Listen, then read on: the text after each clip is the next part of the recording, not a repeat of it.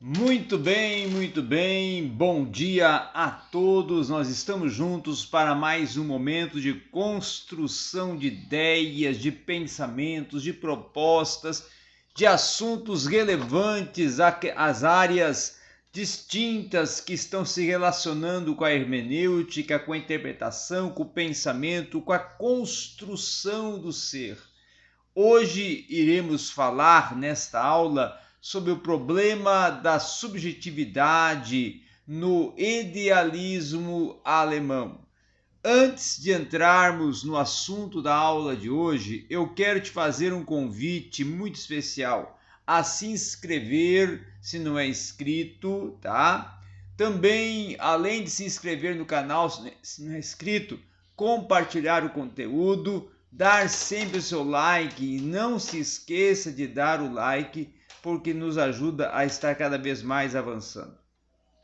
Vamos então, dentro dessa proposta, estar dando mais um passo, que é o passo da construção do conhecimento e do problema da subjetividade no idealismo alemão, o tema que iremos abordar nesta aula de hoje. O idealismo tem como conceito até utilizado por Leibniz, tá? Que foi justamente até um conceito para se referir ao Platão, a outros filósofos também, até para os quais a realidade e a forma, tá? Ou seja, as ideias, tá? Dentro dessa proposta de realidade, a forma, as ideias, como uma proposta para o idealismo, nós vamos ver também que seus aspectos filosóficos estão dentro do gnesiológico, o metafísico, que vão trabalhar com a principal importância da construção ideológica. Os aspectos éticos e políticos são justamente os ideais, ou melhor, os ideais, tá? Que norteiam as ações. Os principais representantes do idealismo alemão, nós podemos nominar Kant, o Immanuel Kant, que trabalha com a crítica da razão pura, isso em 1781. Depois nós vamos ter o Schelling, tá? O Schelling trabalhando com as ideias para uma filosofia da natureza, isso 1797. Depois nós vamos ter o Fichte, tá? Doutrina da Ciência, em 1804, e o Hegel, né? O Hegel com a fenomenologia do espírito. Dentro dessa proposta, nós vamos ter o traço fundamental. O traço fundamental justamente é a identidade do eu, tá? Vai trabalhar com a proposta de estar discorrendo, discutindo, abordando sobre a identidade do eu. Outro sim também é que a primazia de Immanuel Kant no cenário filosófico contemporâneo, inclusive lá da data de 1850, ela vai ser propulsora do movimento de retorno ao filósofo alemão, que foi realizado inclusive por Hermann Cohen, tá?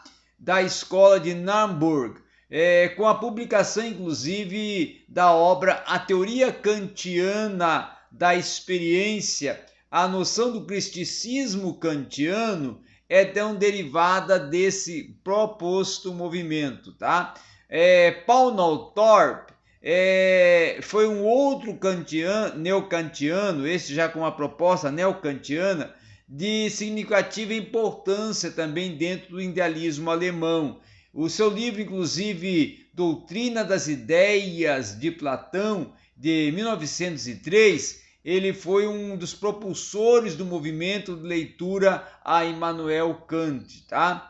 Um outro também, sim, é que em novembro de 1924, George Politzer, tá? Publicou 3 resenhas inseridas na revista Filosofias, que é a ideia crítica e o sistema kantiano, que vai ser trabalhado com John Nabert, né? A experiência interna em Kant, Leo Robinson, contribuições à história da evolução filosófica de Kant.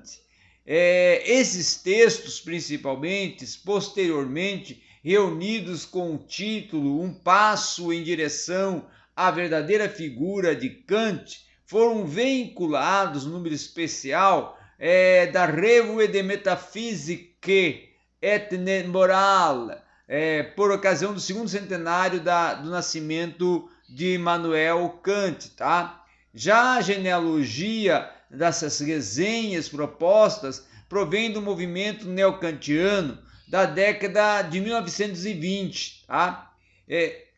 Inclusive, ela foi e é uma excelente estratégia para o autor marcar a sua entrada dentro do cenário parisiense. Na França, por exemplo, durante 50 anos, Kant foi refutado e incompreendido.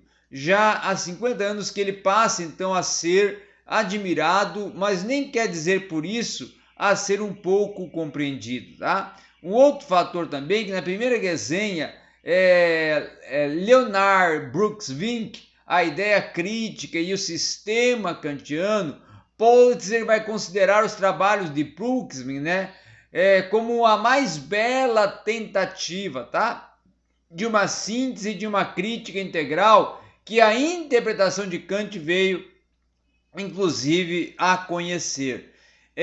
O kantismo surgiu como o evangelho, inclusive, da consciência moderna, tá?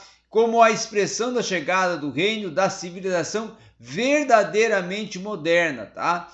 Como até a afirmação de uma autonomia, de uma soberania teórica também, e de uma prática da consciência, única fonte, inclusive, de formas e de normas, como a primeira expressão consciente e enérgica, inclusive, desse fato que é essencialmente moderno e a repartição dos valores para trabalhar com a lei e que os valores da fé, tá? Outra questão também, na segunda resenha de John Nabert, é a experiência interna em Immanuel Kant, que Pulitzer vai considerar se tratar de um estudo mais penetrante que até aquele momento já se escreveu sobre a experiência interna dentro da proposta de Immanuel Kant. Esse texto, inclusive, vai ser responsável por reportar aos 3 pontos essenciais da teoria kantiana, tá? A categoria do eu penso, por exemplo, a autoafeição e também a solidariedade da experiência interna e da experiência externa.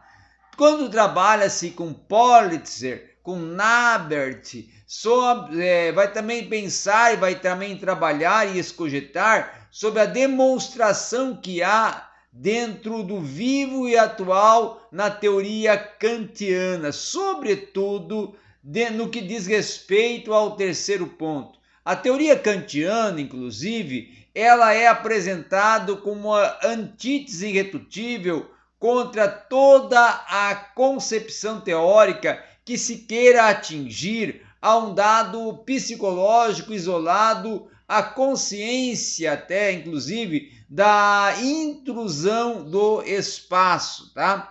Em Kant, a experiência, inclusive interna e externa, elas vão ser solidárias, não apenas de fato, mas também de direito, tá? Isso vai implicar e vai admitir o eu como consciência pura e até como consciência empírica. O eu penso envolve então um eu sou, tá? Dentro dessa proposta filosófica, já na terceira resenha, nós vamos ter o Leonard Robinson, contribuições inclusive da história da evolução filosófica de Immanuel Kant, que Pulitzer vai procurar destacar as molas propulsoras da evolução do pensamento de Kant, inclusive ressaltando que os estudos de Robinson tinham como propósito vir a resolver certos impasses da influência de Hume e também sobre Kant, tá?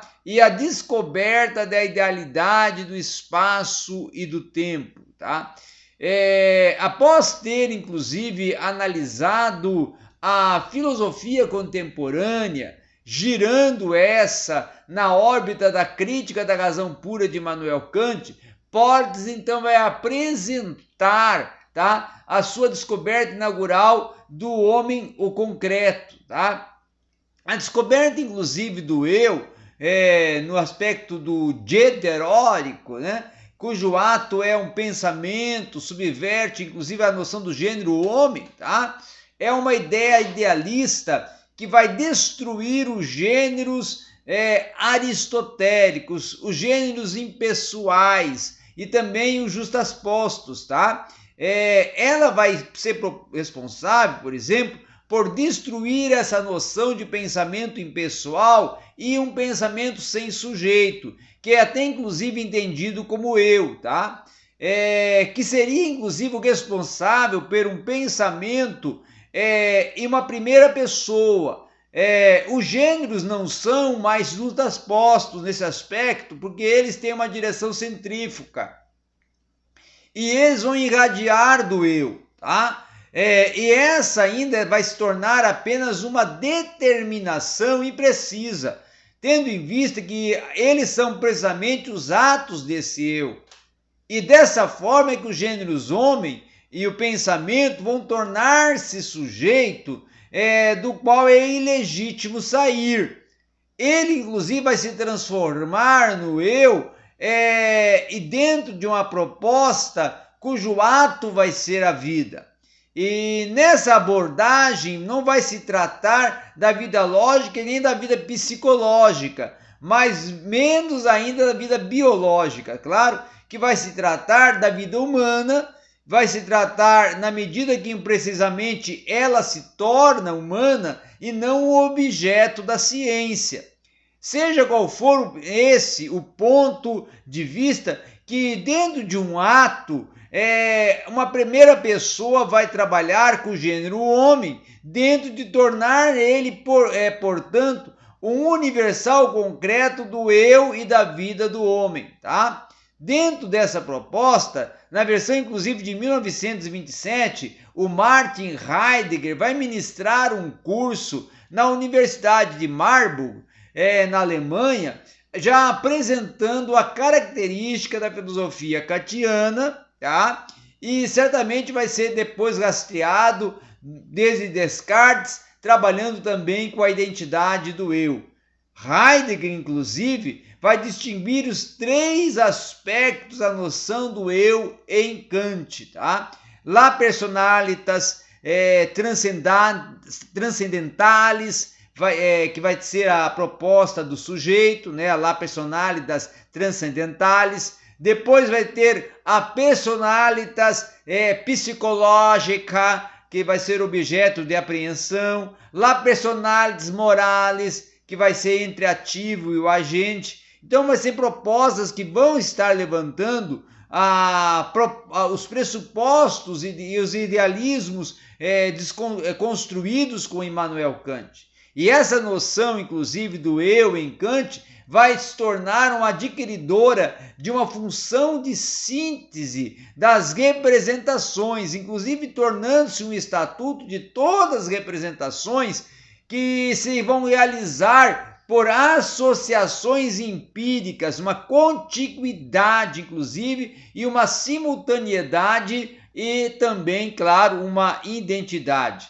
Se o eu adquiriu, no caso, o estatuto de sujeito, o seu oposto já se torna a natureza, tá? Então, dentro dessa proposta que nós estamos apresentando, em que se consiste justamente todas as bases propulsoras do mentalismo, surge-se uma pergunta: em que consiste a estrutura mais geral do eu? E a outra é: o que constitui a equidade? Dentro dessa proposta, a resposta é a consciência de si. Ou seja, todo pensar é um eu penso. O ego não é somente um ponto isolado, mas sim o eu penso. Já para Heidegger, Kant vai interpretar o eu como uma unidade originalmente sintética da percepção. A determinação a priorística do ser, ela está constituída, inclusive, nessa unidade originária sintética da percepção, tá?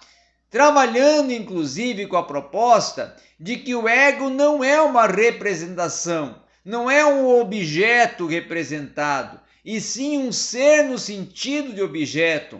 Mas o fundamento da possibilidade de tudo vir a representar, de tudo vir a perceber, quer dizer, de toda perceptibilidade, ou seja, percebe, né? Quer dizer de toda perceptibilidade do ser, como, em outras palavras, o fundamento de todo ser. O ego, então, como a unidade originária, tá? E sintética da percepção, ela se torna a condição ontológica fundamental de todo ser. Dentro dessa proposta, as determinações fundamentais do ser se tornam categorias. O ego, então, não vamos dizer assim, uma das categorias do ser entre as outras, mas a condição de possibilidade dessas categorias no seu aspecto geral. Tá? Outra proposta também é que a análise transcendental de Kant, ela vai ser uma pressuposição à noção de eu, inclusive até como síntese das representações. Já a experiência interna, a subjetividade e inclusive a determinada autonomia da consciência dentro do mundo substrato do ser, que é a dimensão psicológica, ela vai trabalhar também com a dimensão moral, tá? Então a consciência de si é que vai ser responsável por constituir o eu em sua substancialidade, e uma vez que até essa estrutura vai se tornar a estrutura da personalidade transcendental e formal. Lacan, isso em 1938, vai adotar a distinção entre o je, sujeito do desejo, o moi, produto das identificações imaginárias, tá? E essa distinção vai ser a resultante de um trabalho em comum entre Lacan e o Coy-Gevier. Então, dentro dessa proposta, que vai dar a distinção entre o je, o sujeito, que é o desejo, e o moi, que é o produto de identificações imaginárias, é que justamente Lacan e Kojève começam a construir esta relação filosófica. Também para Kojève, a distinção vai servir como ferramenta de leitura da Fenomenologia do Espírito em Hegel, publicada inclusive em 1807, permitindo inclusive apontar a passagem do eu penso em Descartes